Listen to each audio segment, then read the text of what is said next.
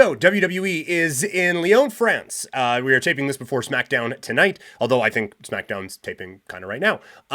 So we'll see. But as of right now, we know of 5 matches that are going to be on this show, so we're going to run through them. We'll start at the bottom and work our way up. It is Randy Orton and Kevin Owens against the Bloodline. And our Team RKO, it does seem like a really interesting grouping here, and we will probably get the eventual split off between these two of Randy Orton and Kevin Owens and get a absolutely all-timer type of a feud between these two. But for right now, I think this is a really interesting setup with them in the Bloodline.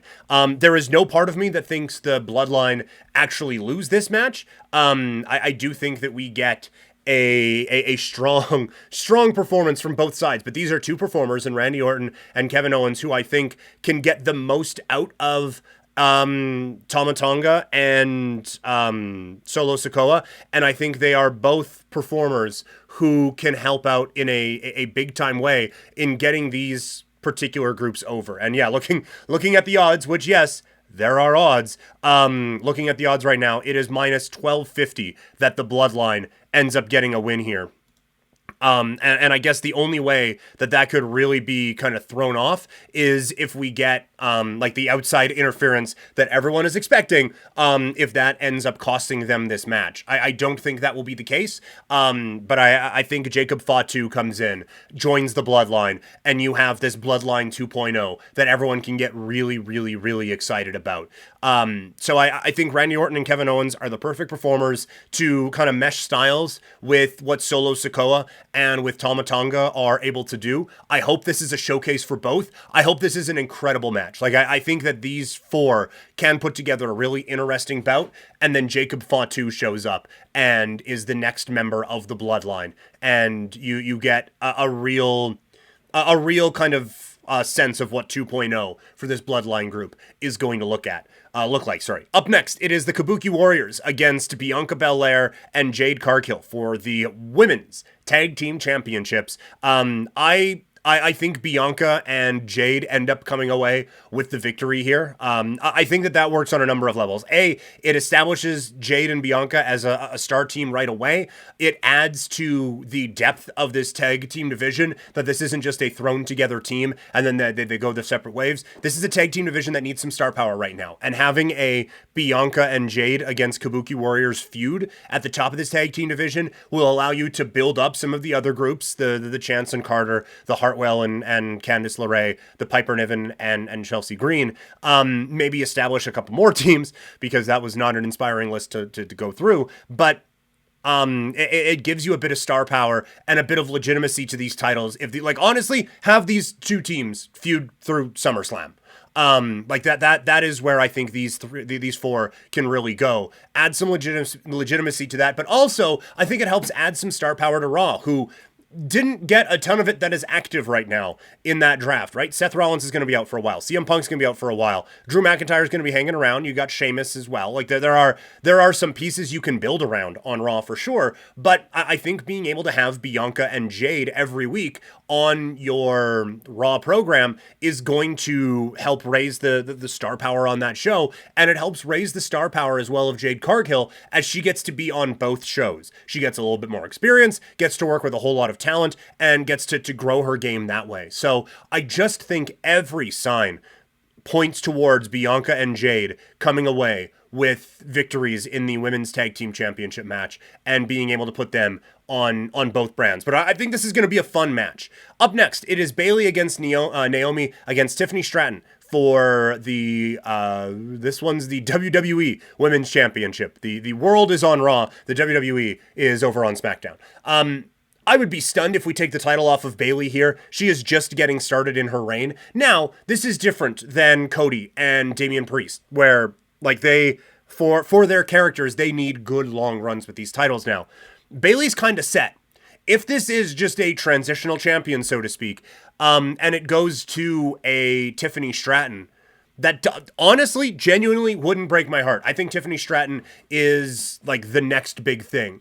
in the women's division in the WWE. She has a look that is obviously appealing to many. She is incredibly athletic in that ring. The character stuff does, I think, need a bit of ironing out a little bit. There is a little bit too much of acting class in 2000 about some of the stuff that she does, but there is a character there, and there is like, she can get away with it because there is an obvious natural charisma to her, and so, like, there is absolute star potential written all over her. If you wanted to get her a women's championship win here, and you don't want to just beat her like a drum over the next couple of weeks, I could see Tiffany Stratton coming away with a win here in a bit of an upset, and WWE going that way. But I think the logical move is Bayley picking up a win over Naomi and Tiffany Stratton. Then we get into the two main title fights, as it is Damian Priest going up against Jey Uso for the World Heavyweight Championship. I think these are going to be two performers who go out there with the goal of stealing the show. Jey Uso has had two marquee solo matches in his career, and neither of them have been that great. The one with Roman was pretty good, actually.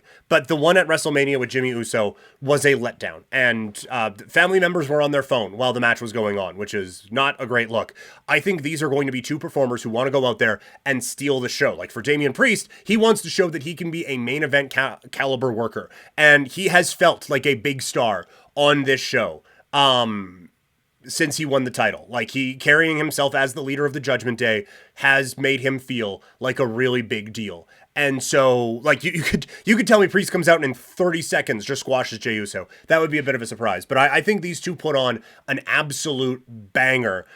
Celebrating the 1-year anniversary of Damian Priest really feeling like the next big thing in WWE after his performance in the street fight against Bad Bunny back in Puerto Rico at Backlash. But Priest retains in this one, but I think it's going to be fun. And then in the undisputed WWE Championship bout, it is Cody Rhodes going up against the phenomenal one, AJ Styles. This is one where it would be the shocker of all shocks if Cody Rhodes doesn't come away with a victory. He just finished the story. He is the face of this company now. It would be more than mildly surprising if he were to lose to AJ Styles. But I think this is another one where both these guys are going to put on a main event caliber type of a performance. I think this crowd is going to be really hot. I think there's going to be a lot of excitement for this. I think the crowd is going to be one of the biggest stars of this show, and I think this is a match where they're going to really be able to get that going.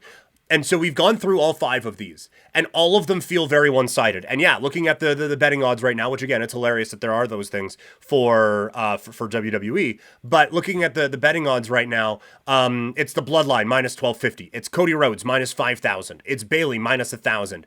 It's Bianca Belair and Jade Cargill minus 2,000. It's Damian Priest minus 2,500.